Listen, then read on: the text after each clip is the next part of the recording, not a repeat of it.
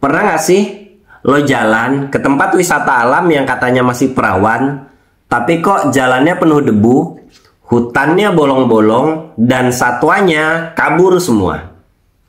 Padahal itu katanya taman nasional loh, kawasan konservasi. Di sisi lain ada juga yang disebut hutan lindung, tapi sekarang malah jadi tambang emas atau kebun sawit. Jadi sebenarnya apa sih bedanya hutan lindung dan hutan konservasi? Kenapa keduanya penting dan siapa yang merusak semua ini?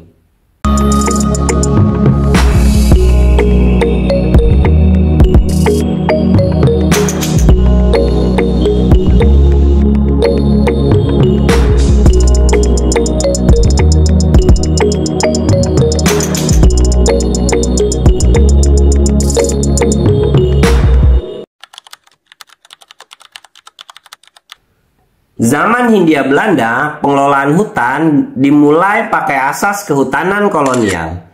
Belanda bikin zona-zona hutan untuk eksploitasi dan perlindungan tata air.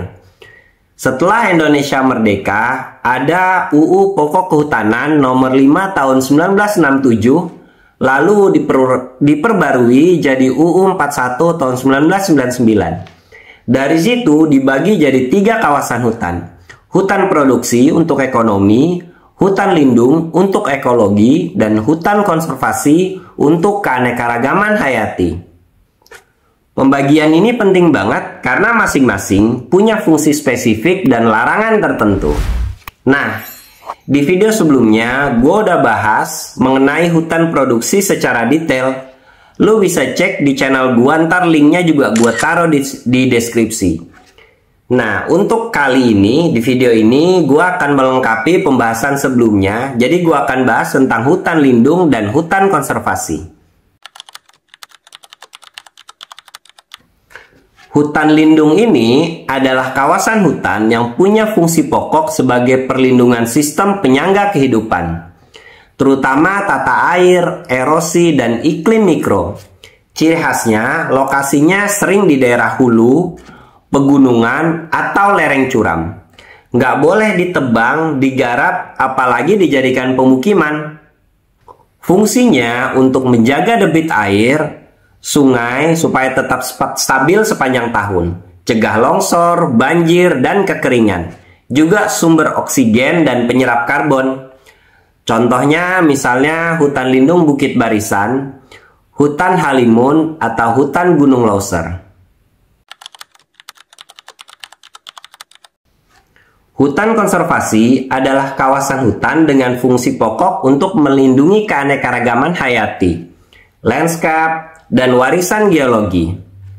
Misalnya seperti Taman Nasional, Cagar Alam, Suaka Marga Satwa, Taman Wisata Alam, atau Taman Hutan Raya.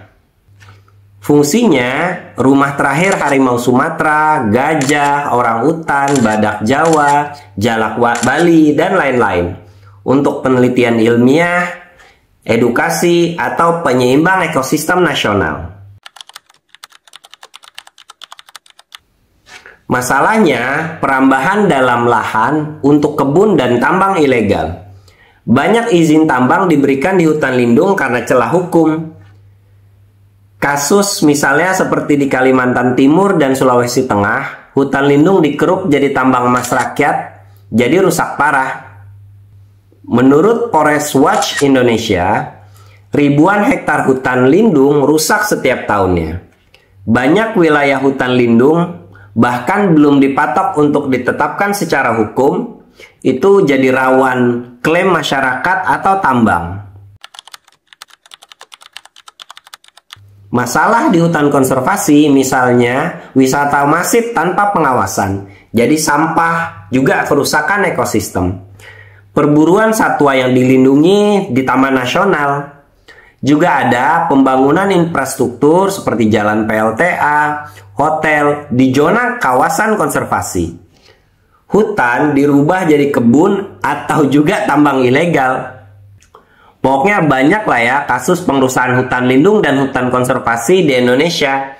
Kalau gue sebutin satu-satu panjang banget lah. Misalnya yang paling panas saja sekarang, cerita soal konflik petani sawit dan Satgas Penertiban Kawasan Hutan di Tesonilo. Gue juga udah banyak buat video tentang ini. Lu bisa cek di channel gue. Ini beberapa cerita suksesnya hutan lindung dan hutan konservasi. Misalnya di Taman Nasional Ujung Kulon, yang jadi habitat badak Jawa satu-satunya yang masih ada. Di sana berhasil melindungi badak Jawa dari kepunahan total berkat kerjasama antara LSM dan pemerintah. Juga ada Suaka Marga Satwa Blauran.